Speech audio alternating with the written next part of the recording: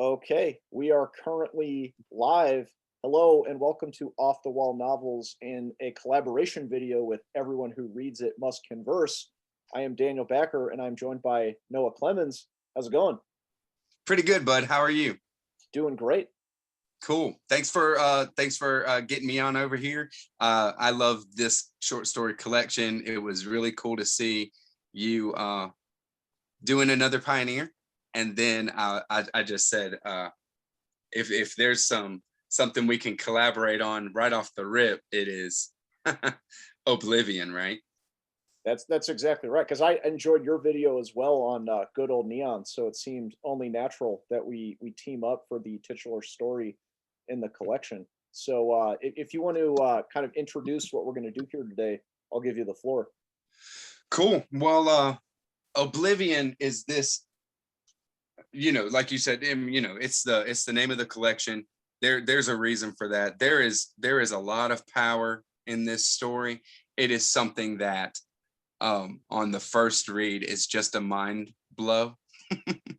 And you're wondering what David Foster Wallace is doing, and what he does is always unexpected and always just a masterful thing, right?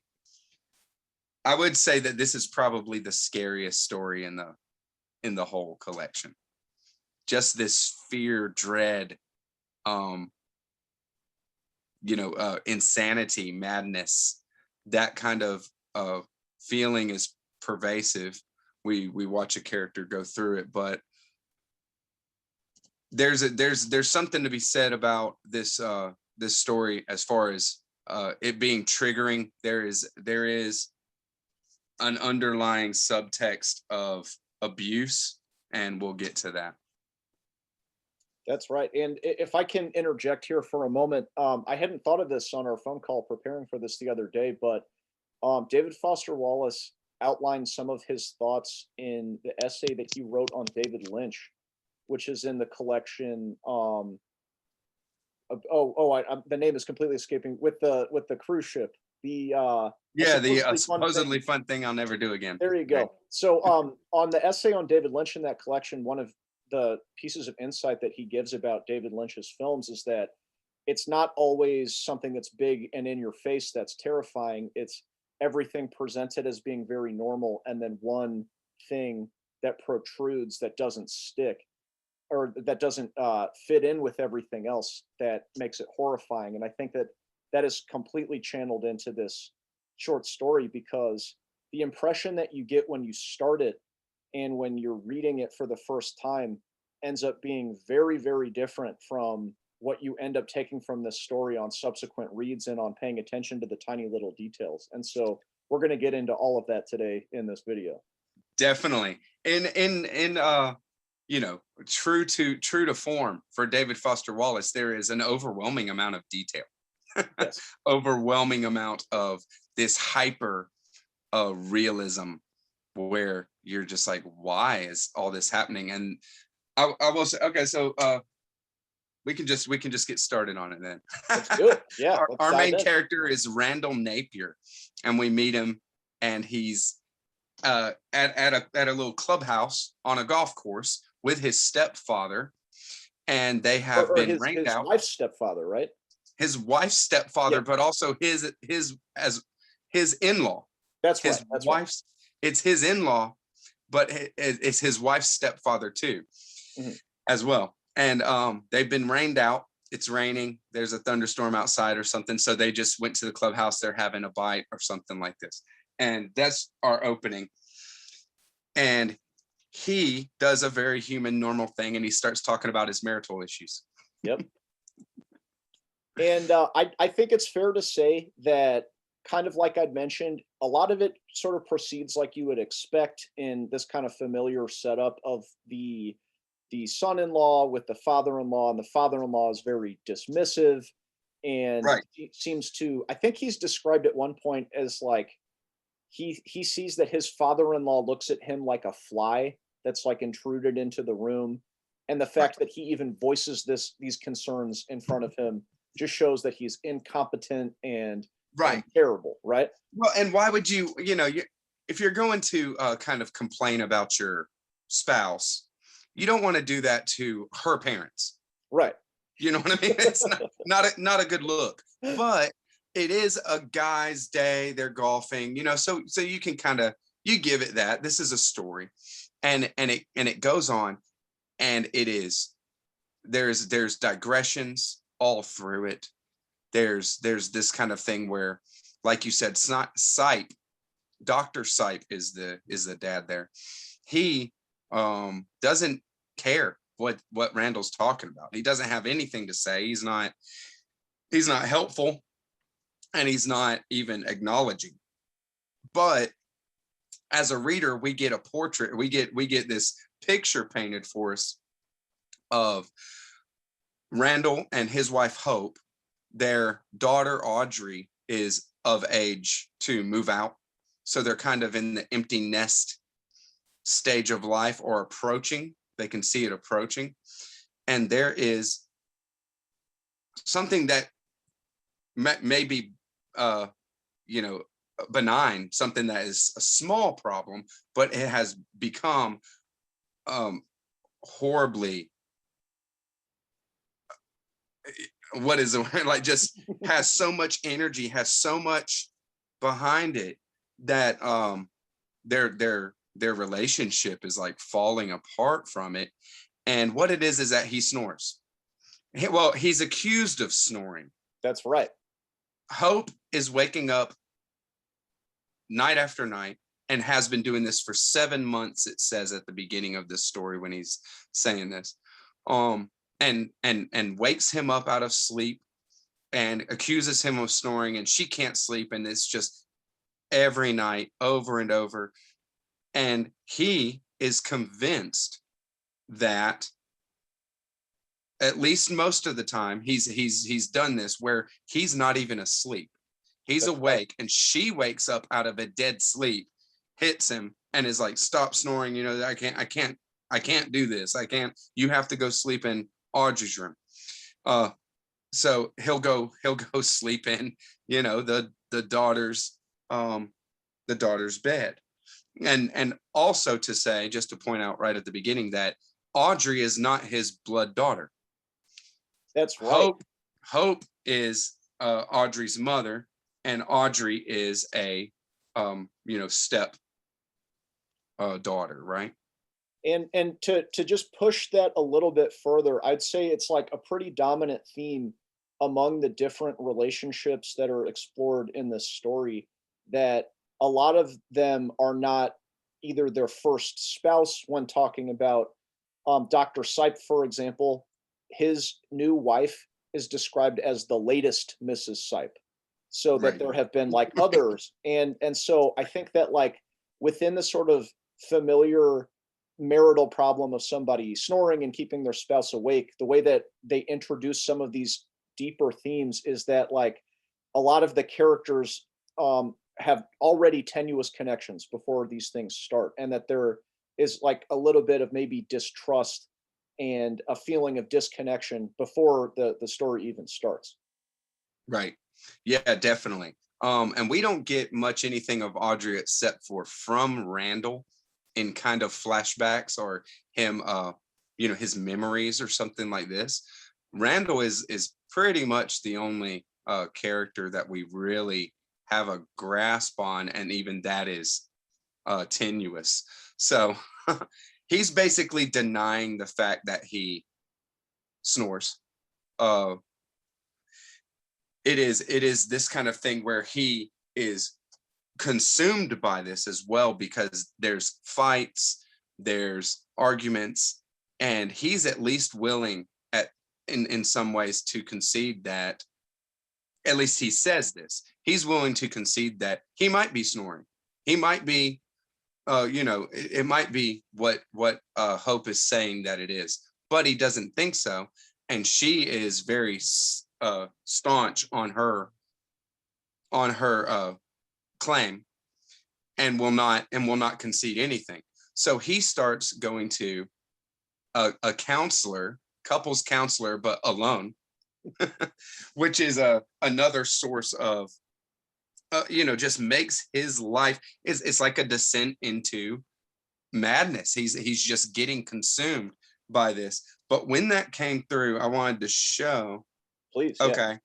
He goes to the couples counselor, and that's when he has the problem with her just asking questions. Well, how can you really know when you're asleep or when you're awake? That kind of thing. And he's like, well, I mean, I know when I'm asleep or when I'm awake, right? I'm keeping an eye on this. This has been going on for months, so I'm telling you that I know when I'm asleep and I'm awake. And she's like, yeah, well, but you can't really know if you're asleep or you're awake because you just fall out of consciousness, and it's just a constant. The claims cannot be verified or denied definitively. There is no answer for this kind of thing. So he goes to an ear, nose, and throat specialist and has a check up, look at the soft palate, everything, make sure there's nothing out of order. Would he be snoring or not? That kind of thing. He does it without Hope's knowledge. He's consumed, and it's very effectively done. When I was reading this thing, I'm just like, in it, like, because this guy's going nuts. But this part right here, he says, I later, and when I put this is single inverted commas. We'll see if this makes sense to you. I later, however, made the mistake of throwing this clean bill of health up in Hope's face during one of the increasingly heated and upsetting arguments, these often occurring over the following morning's breakfast, respecting the so-called snoring issue, whereupon Hope seized on my failure to have told her about the ear, nose, and throat referral as evidence that I knew the snoring was real and that secretly concerned about it, that I had been unwilling to tell her about the appointment in advance for fear that the specialist diagnosis would identify something amiss in my soft palate or nasal passages, and that I would have to admit openly to her that the snoring was real and that all of my accusations that she was asleep and simply dreaming that I was snoring had been merely so much self-serving denial and projection of the problem on the victim of it, referring, of course, to herself.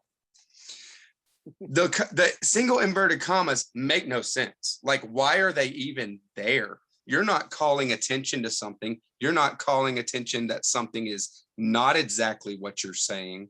A lot of that stuff, throw it up in Hope's face.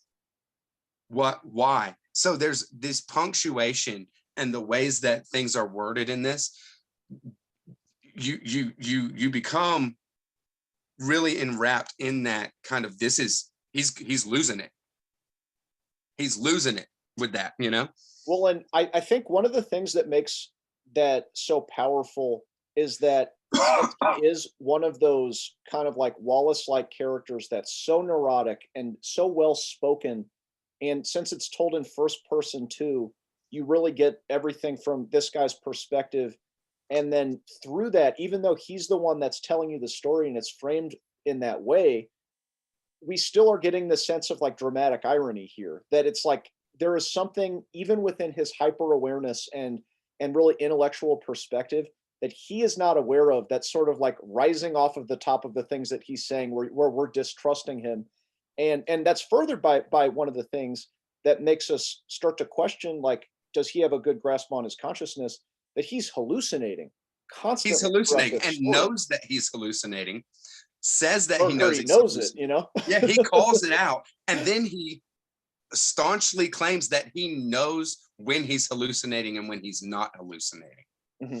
And there's example after example in the text of that kind of hallucination. Like, it's just crazy. I mean, it's scary and crazy for sure. Because I remember that, like, he describes when he's in the 19th hole at the golf club, he's looking at pictures and he's seeing them like rotate and spin in his vision. And he frequently normalizes his perception by holding one hand over one eye and then the other eye, and which is just this really weird self-soothing thing that he Hey, seems he to be has like, this yeah, I have technique. a grasp. It's Right. fine. Yeah, It's yeah, fine, guys. yeah. I know that I'm hallucinating because I have a technique to test myself, right? So I mean, Exactly. it's ridiculous, and it's that kind of thing where a crazy person is never going to say, "Yeah, I'm completely crazy." Mhm. A crazy person, a real crazy person, uh, thinks that there's plausible reason for everything, for what they think. Might be a fringe thinker, they might be different than everybody else as well, and that kind of thing, but they're not completely crazy and off the hinges, because there is valid reason for it and all that kind of thing. And he is justifying his, what we can see as a reader, as complete insanity over this issue. And it's not just the issue. I mean, he's becoming completely sleep deprived and has been doing that for months. And it's just gotten to a head by the time it gets to the point where he approaches Hope and makes the appointment for the sleep study. As a reader, you're just like, yes. Okay, okay, let's get to the bottom of this, please, God. You're like with him in that like, please, let's have some answers. This thing is too complex.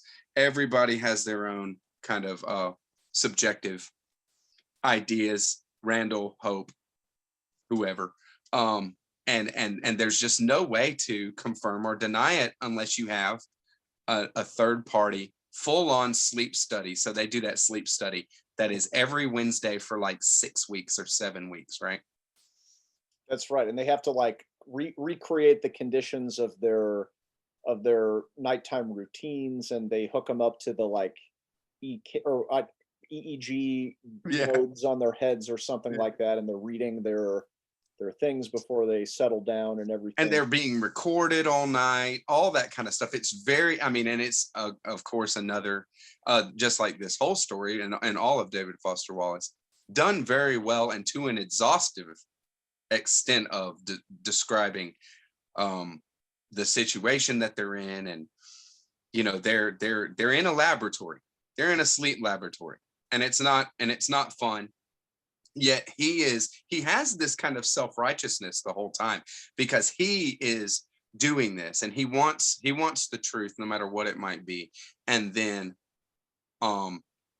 drives back and goes to a full day of work the next day, and it's just driving home that this guy, even though he has all these coping mechanisms, he's at the end of his rope, and you feel like something is about to happen, and you don't know what is about to happen, that's for sure.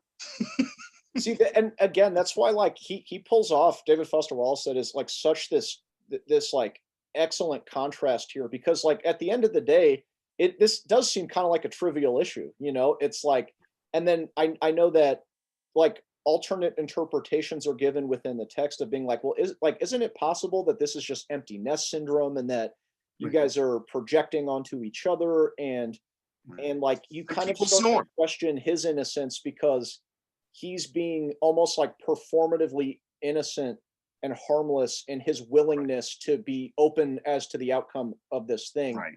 which she Right. sees as a manipulation and as like Right. gaslighting her about all of this. So it's like it's just this like thing that seems so contrived and blown out of proportion, but then there is this feeling of tension and climax of being like, well, does he snore or not? Like we Right. have to get to the bottom of this. You're just aching for it. Like when they okay, so they do the sleep study, and it's a very drawn out kind of thing, and they go in for the final reveal. An evaluation has been made. They've viewed all the videotape. They have an idea of what it's coming to, what is going on in their sleep patterns and things like that. And things go completely off the rails, crazy, in a way that you don't expect. There's even more literary devices being used as far as to put you off point, in the middle of a line. Hope and myself's respective PPO and DMC patient codes and the dates of the relevant Wednesday nights during the actual filmed sleep experiments have been held or conducted, and this youth and the only heard a tiny somnologists conferred together over a brushed teeth or aluminum medical chart holder, respectively, precisely which tape to load and or cue in order to empirically verify the somnologist's diagnosis of Hope's accusations, ultimately unreal. And it's like this little parentheses with only heard a tiny in italics. It's like, wait, who said that? What is that? And then there's dreaming in later on, and there's please, capital P with an exclamation point. And you're just like, wait, and then you're feverishly reading. This is like the last 3 or 4 pages. And then there's, or hurt if, and you're just like, what is happening now? And I think we're there. I mean, we can go ahead and say it if you're ready. Well, I wanted to do one more sentence of buildup, but we are basically there at the reveal. But all of these things are incongruously happening, like you mentioned in the parentheses. And if it isn't clear, if you're listening, you don't know what these things are referring to, and you are missing something. It's not like, oh, a closer reading would reveal what those things are referring to. It's like this is incongruous information. And there are construction sounds going on and ringing phones that may or may not be diegetic to the scene that's going on. And all of that is because this is a dream. And the guy is hallucinating anyways. There's brackets within parentheses within brackets. Mm-hmm. And you just never have a real sense of what is the reality. And at the end there is a trope, a tropish kind of reveal that you would say, okay, no matter what, don't do that. Yeah. At the end of your short story. Yeah. See, that's the thing, is that it sounds unsatisfying if you haven't actually read the story, because this is almost like the first thing they teach you in like a creative writing class, like don't have them wake up at the end and it's all a dream, because like there's something about a story anyway that's a contrivance of information that is supposed to take you into like a different world. And so to reveal it at the end as a dream is to kind of be redundant of like, yeah, a story already does that. So like it makes it also seem less important. Like, well, why did we read all of that then if it's revealed to be a dream? But it's successfully done here for so many different reasons, and seems to be like an intentional subversion of that rule. It is masterfully done. And it's right in the middle of a sentence. What it is that we finally are getting some confirmation that Randall, in fact, does snore. That's right. There is confirmation that he is actually snoring on the video that they're watching. And in the middle of the word is expression, but it only gets out the X. So the soft spreading cheeks now begin to distend in a grinningly familiar and sensual or even predatory facial X. And then instead of expression, we get up, wake up for the love of God, my God, I was having, wake up.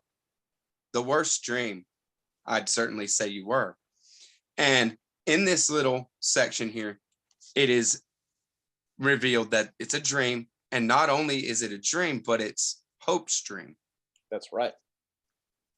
So with that kind of, when that, it strikes you so off that it's hard to apply that to what we've all just read. This once you have that bit of information, then going through this is a completely different story. Well, and I think that we had mentioned on the phone, and don't let me put words in your mouth, but the first time I read this, even though I realized it was Hope's dream, I did not realize what that meant for the story yet. I just thought Right. it meant, oh, it's a dream. So like we thought it was Randall's perspective, it's her Right. perspective, and which is still cool. That's still like a lot. That's a big move at the end, but that's like just the beginning of this because Yeah. the sort of operative word in that incomplete sentence before it's revealed in the dream, in my opinion, is the predatory smile that appeared on his face. Familiar and sensual, or even predatory facial expression.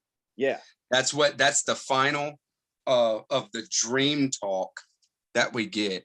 And when it comes down to it, it's not to serve just putting Hope's perspective on an idea of, well, then Randall, this is what she thinks of Randall. This is what she thinks Randall thinks, or what she thinks Randall feels. That's how I applied it at first. And yeah, it was impossible to take it that deeper level until except for rereading it with this in knowledge. But there is, and it's not just a descent into madness, and not just scary in the way that it is a person not being able to make an argument, make a claim, be heard. They're going through sleep deprivation. They're descending into a madness like that. That kind of fear is not the fear. There is a deep sense of fear in this that is a sexual predator kind of fear.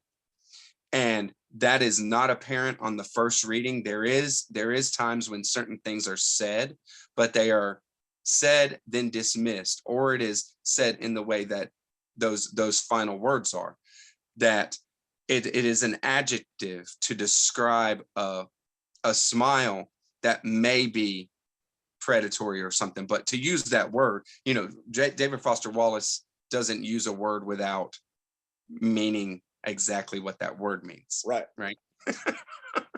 Well, and then giving it to you in that way that it is like it's predatory and that it's a smile, so there's some sort of pleasure being derived here. And up until that point, his sort of odd sexual interests in younger women are treated as kind of like a trifle. That it's like it's a little creepy, but he's like, oh, kind of a guys will be guys sort of thing. You mean Randall? Yeah, that like. Well, see, that it's treated.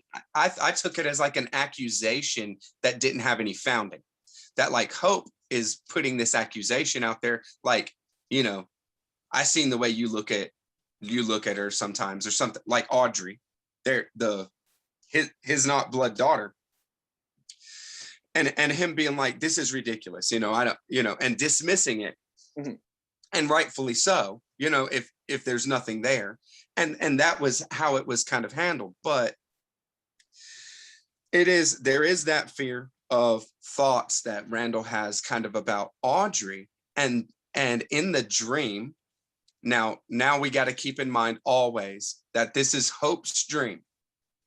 So this is Hope's whole thing.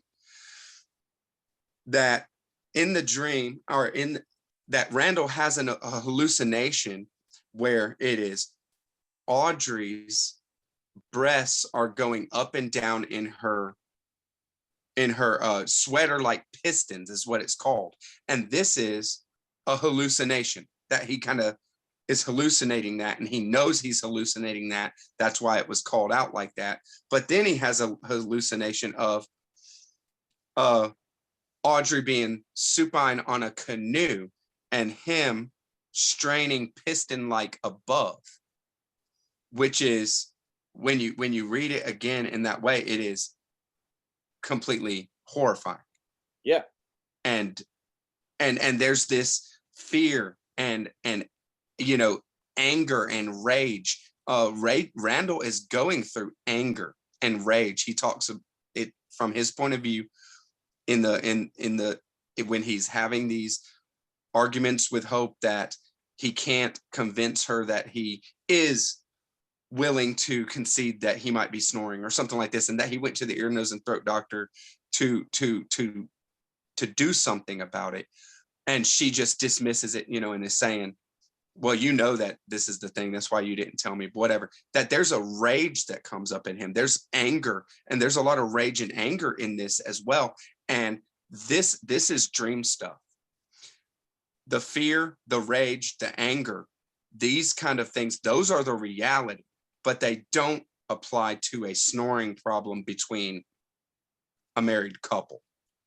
See, exactly. Like it ends up becoming symbolic or like metaphorical, and it's a fitting image too, because snoring is something that is like done spontaneously and involuntarily, such as like a latent predatory desire or something like that. And so what made me think that it was treated more like a trifle at first is because it said from Randall's perspective in the framing of the dream that Hope would at least have respect for him if he had the willingness to just ogle, as opposed to compose himself and like act like a robot around Audrey and her friends, because he knew it was inappropriate in some way. And so like this is basically her projection of him repressing this predatory desire within himself. And so I think a way to look at it is that when she's apparently in the dream, waking up in the middle of the night to accuse him of this thing that he vehemently denies, she's kind of accusing him of having this latent desire to be predatory with this daughter, who we also haven't mentioned so far, may or may not even exist. Right. Right. Because Right. in the dream, or when she wakes up from the dream and we're Right. to believe this is base reality again, Right. Randall or whomever she is talking to in bed asks like, "Who is Audrey?" Or does she ask who's Right. Audrey? Well, That, he goes, wait, am I even, no, Hope goes, wait, am I even married? And the person that's talking to Hope, we don't know who that person is. right. It might not, there might not be a Randall. This is all Audrey or Hope's dream stuff. So she goes, wait, am I even married? The person responds, please don't start all this again. And she says, and who is this Audrey? That's right. That's right. And he goes, just go back to sleep now. And what's that, Daddy? Just lie back down. What's wrong with your mouth? You are my wife. None of this is real. It's all right. End. So, I mean, it might be something where, there are a lot of Randall and the anger and the not being able to prove something, not being able to be open and say it and make an accusation that is going to be heard, or deny something and that it be have any power. His powerlessness is Hope's. Randall is like a projection of Hope, but also Hope is a projection of Hope in a way. And also Audrey is a projection of Hope. And I think that is even the most pointed. It may be the most pointed there, that Audrey in the dreams is Hope. And Randall is Dr. Sipe, her stepfather. And the waking at the end may be a child Hope, not even an adult, but a young Hope that is actually saying, guys, why say, what's that, Daddy? What is that, Daddy? And it's just like, yeah. David Foster Wallace has totally used something very mundane to illustrate something completely horrific in the way of inner mind states and and coping mechanisms in the face of abuse. And it seems like, yeah, that like projection is at the core of all of this, because I think you're right on the money, specifically with the Audrey thing, that Audrey is a stand-in for Hope herself projected within the dream. And we even get these different doubling names throughout the story. So like the name Audrey could have come from this real Audrey in real Hope's life. And then like her sister Vivian has a doubled name with this Jack Vivian that comes in. And exactly. So yeah, her friend Vivian that she confides in. Or no, And then it's her Jack, sister, right? Isn't it? it's her sister, right, Yeah. right. Or sister or stepsister, who knows if it's a full-blooded sister at this point. But Then Jack Vivian. but within all of this, it seems that like that so much of this, in addition to this fear of abuse, is like if we do take the interpretation that she is with a spouse or a lover or something like that, is the recapitulation of the past, which is something that we were seeing explored through Randall's perspective throughout, that he is in his second marriage, she's in her second marriage. All of these different characters are on their like second or third try at trying to make a family work. And Right. then this fear that she has doesn't only come from her own trauma at being abused, but also at this distrust of men, of having to like project that onto them, of like, well, is he going to desire a daughter in the same way that my stepfather desired me when I was a daughter, you know? Right. So Right. it's like Right. and all of that again is just treated in this way that it's like it's just about snoring. It's just Right. this silly marital conflict, but it's everything crazy. is in But there. see, the snoring and I wrote this. I want to touch on one thing, another analog that I saw, that is the doctor and the tech that are in the sleep study are an Oh, that's analog right. for the stepdad and for Hope as well. The doctor is an older man, is described very detailed, and then the tech is this young and forbiddingly nubile female. That's how she's described. So these kind of things on a second reread or a third just shout at you that once you know this is dream stuff and this is a dream projection, there's a lot going on underneath the surface. But the surface level, the snoring and all that, calls out to, I think, what is the main theme. This is about oblivion. Oblivion in the face of something traumatic that you don't want to face. So the oblivion of sleep. Snoring is a product of sleep, and Hope is sleeping, and whether she's an adult, and this is horrible memories that surface in the dream times and this kind of stuff, and become what we're reading, or it is actually trying to fall into sleep and to create a construct of a life that is not like what she is in right now, because it is so horrifying, and the wanting oblivion, the oblivion of sleep, to escape reality, I think is what this story is all about on multiple levels. And it's great that, I mean, this story, like no other, shows oblivion, the idea of oblivion, not knowing, not being able to face, like no other story that's in the collection.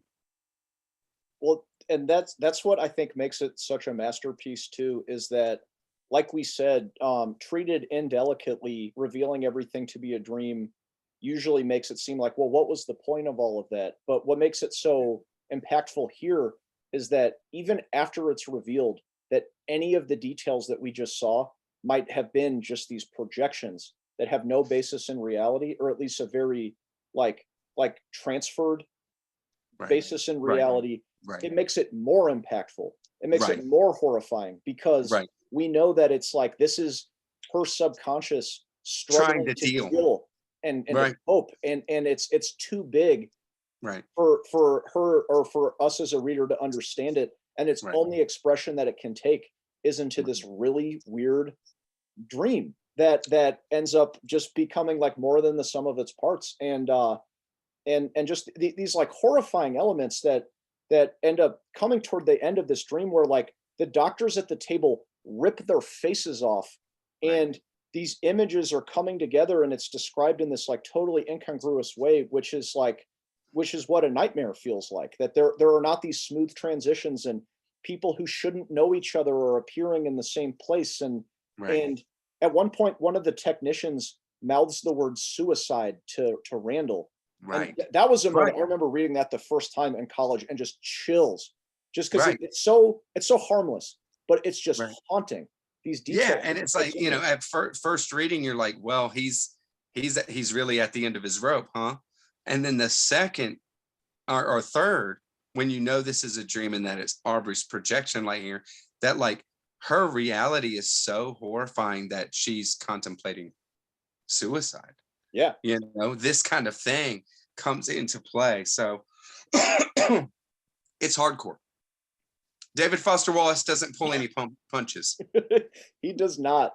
It's like, yeah, I mean, it is just everything. It deserves the titular position in this collection, and it's something that like I fully anticipate an even more complex read the next time that I go through this, because Right. every little detail, from the most mundane ringing phone in the background in the club at the beginning, just ends up like building toward this thing that is just so beautiful and so scary. Right.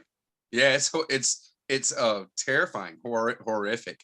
And there is this kind of, to David Foster Wallace, just an underlying uh some kind of crazy beauty of how he can actually, like, how did he do this? How do you do this? I don't know. It's wild. So one more thing I'll say about a dream being a cop out, it'll be something that is something that would put somebody off, but I'm reminded, just because you brought him up at the beginning of the talk too, of another uh series. It's a series, not a book, that people love, that there's the big reveal as well, and it's David Lynch's Twin Peaks. Well, that's right. So I have to confess, I have not finished Twin Peaks. Okay. Yeah. Yeah, David Lynch obviously loved David Foster Wallace, and vice versa, right?